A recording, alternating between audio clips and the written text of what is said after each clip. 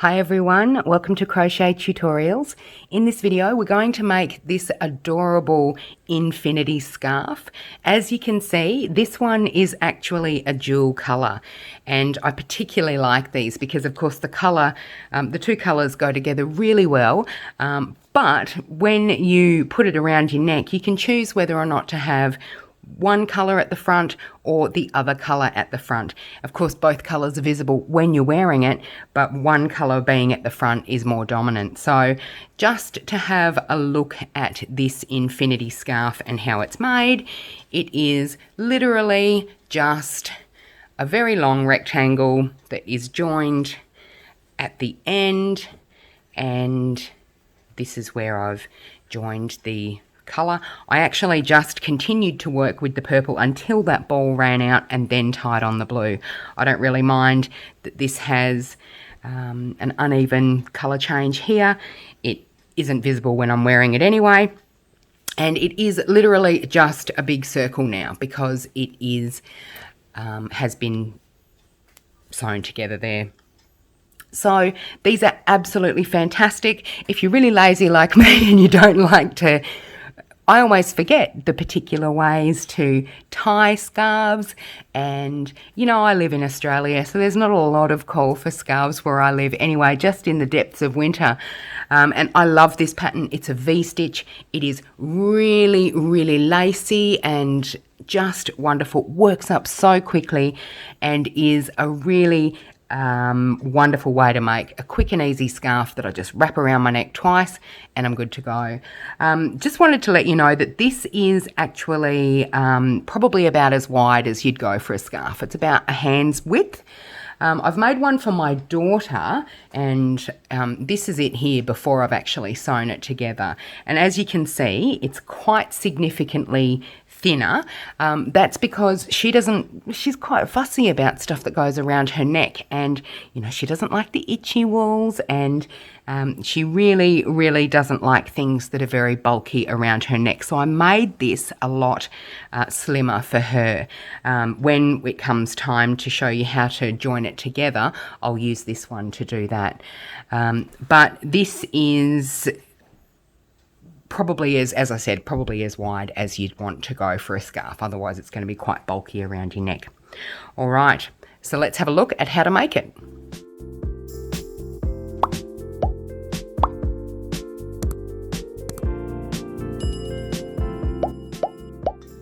Okay, I'm going to use this green yarn for this example. Hopefully you'll be able to see that really well. The pattern is made with a multiple of 3 because it's a V-stitch, and it needs an extra 5 on the end.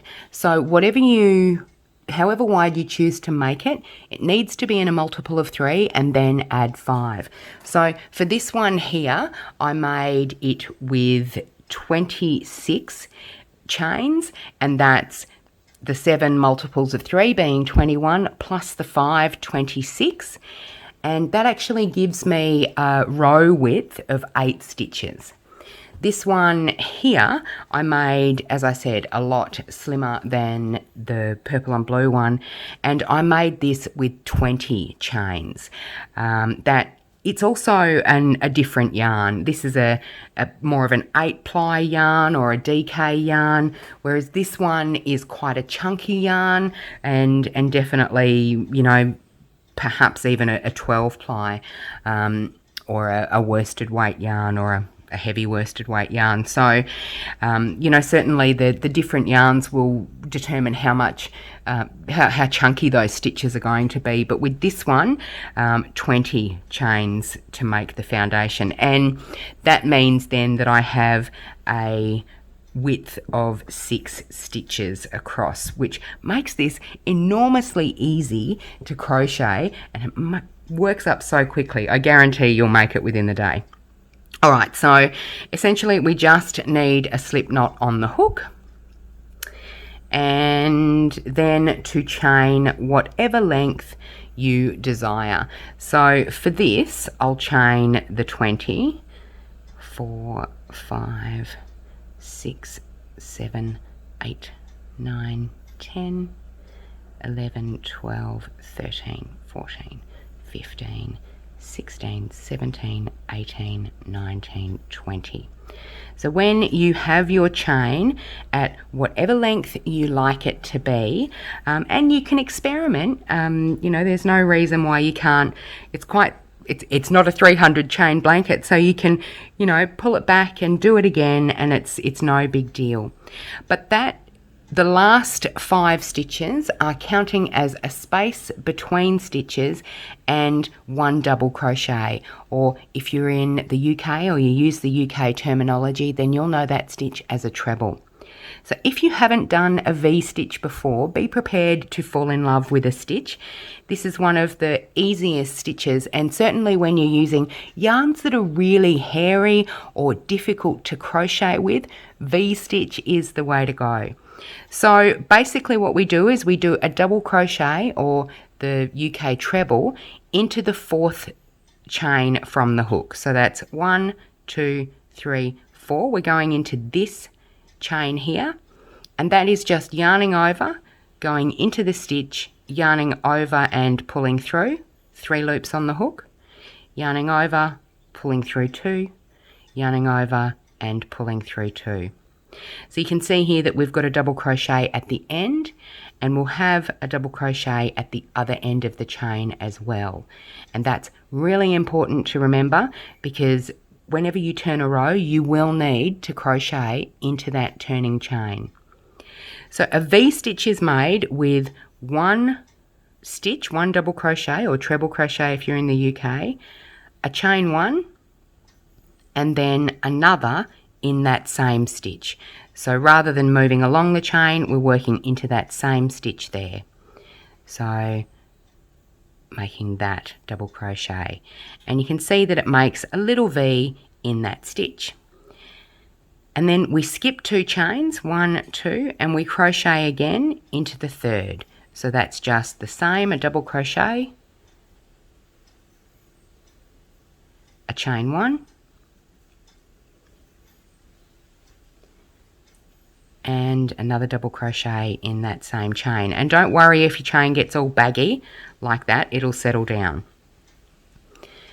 Again, we skip 2 stitches, and then we double crochet into that 3rd, chain 1, and double crochet in it again. Skip 2 stitches, 1, 2, into the 3rd, chain 1, and complete the V-stitch with another double crochet in the same stitch. Again, skip 2 into the 3rd,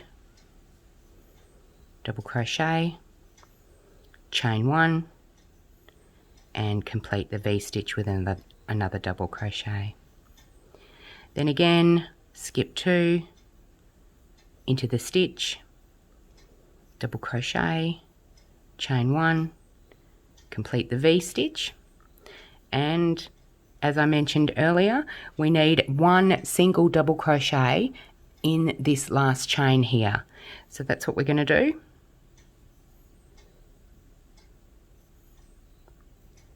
And that is our first round. And you can see that the stitches, I'll just see if I can zoom in on that. The stitches form these lovely little V's, and in between we have this kind of upside down V, and in every round we're going to completely skip this, and we're going to be working only into these spaces where the V's are. Okay, so just go back out a little bit. All right, so then what we're going to do every round now is we're going to chain 3 to get up to the height of our stitch, turn our work, and place a V-stitch in the V-stitch spaces all along. So remember, we're ignoring these holes down the bottom here, and we're only going into that chain 1 space that we made between the double crochets. And that is how we're going to work this entire scarf. So double crochet, chain 1, and a double crochet in that space, and then into the next, chain 1 and a double crochet, and then into the next,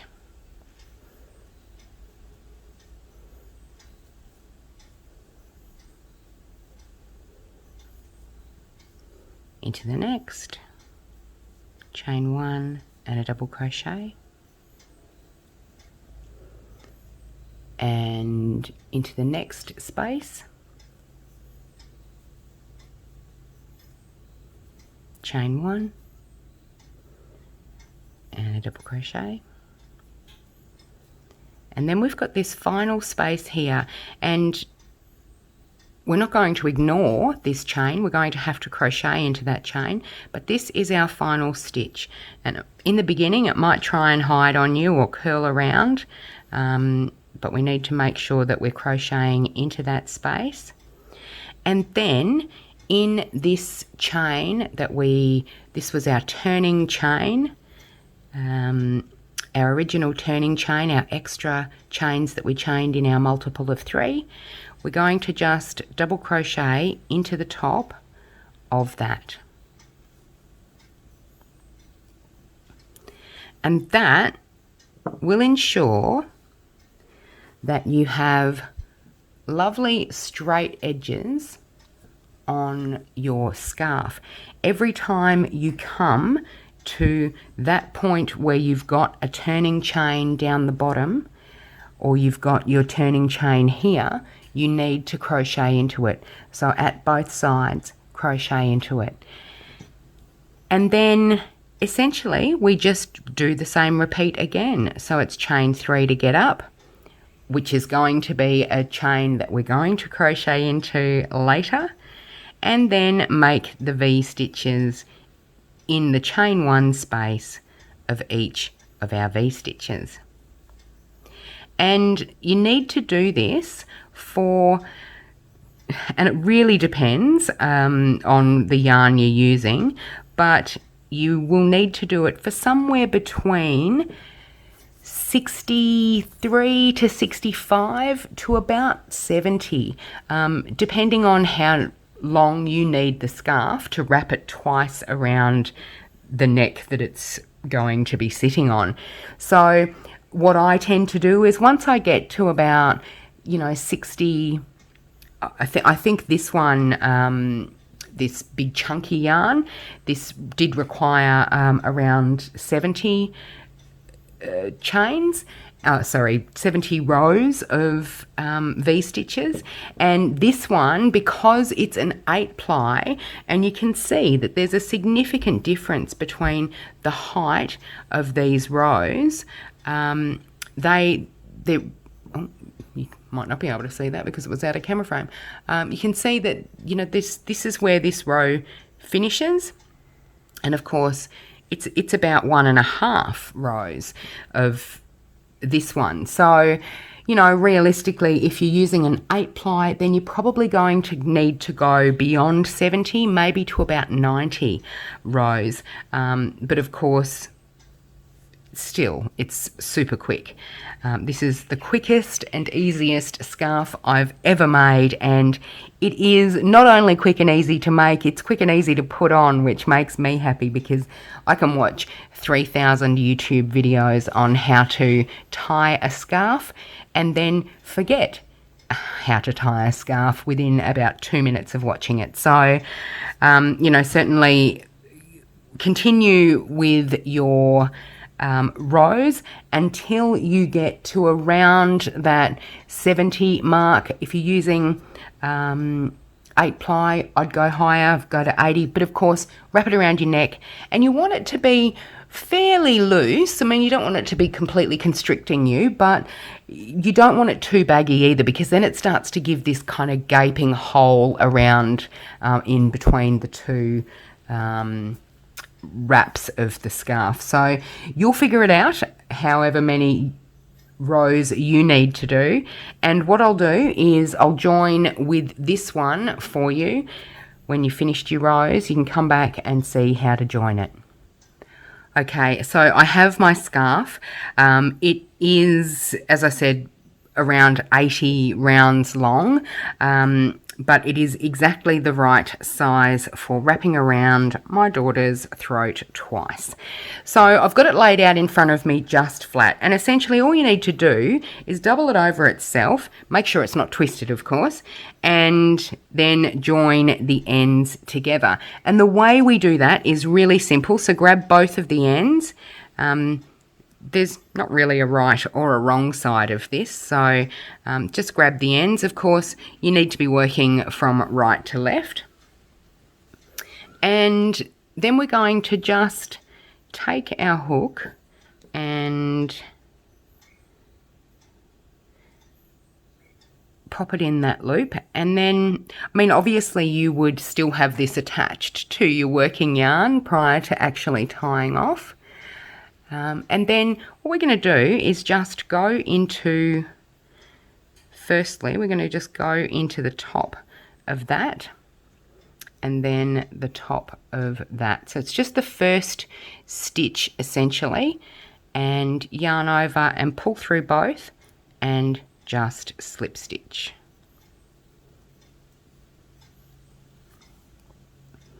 And then you'll see that because you're working into a chain at one end and you're working into the tops of the stitches at the other, it might be a little tricky to find a place to put your hook. But I just kind of go,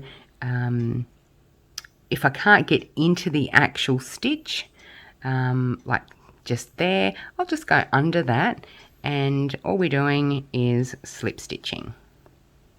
So again, under that, into that stitch.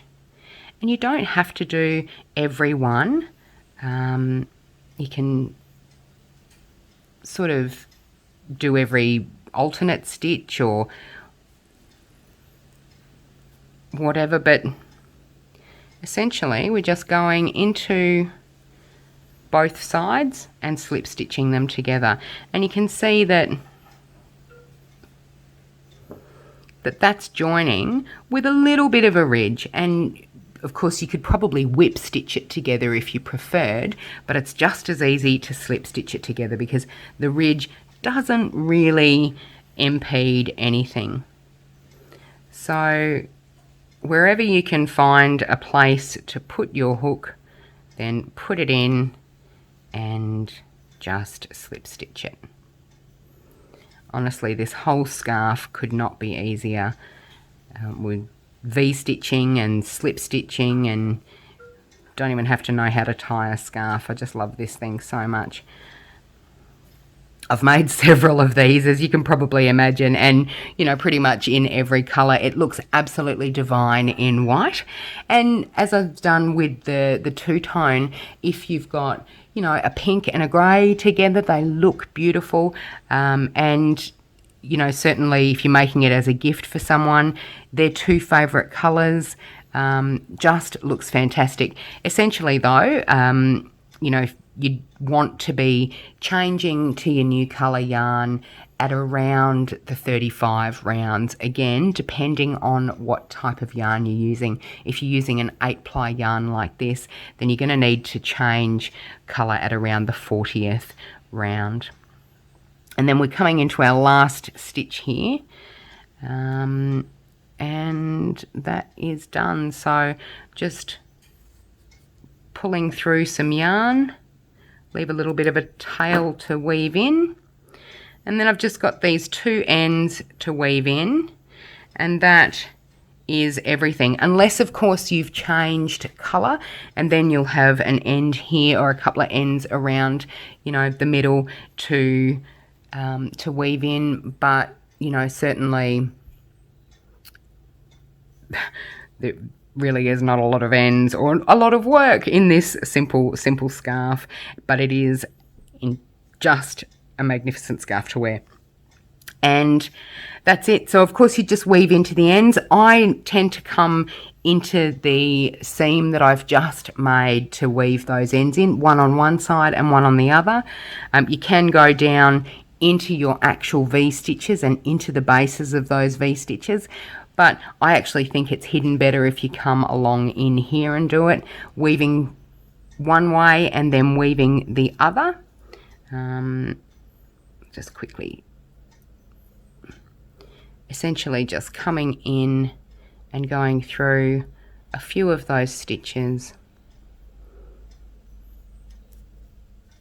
to weave one way, and then coming back and weaving the other, and then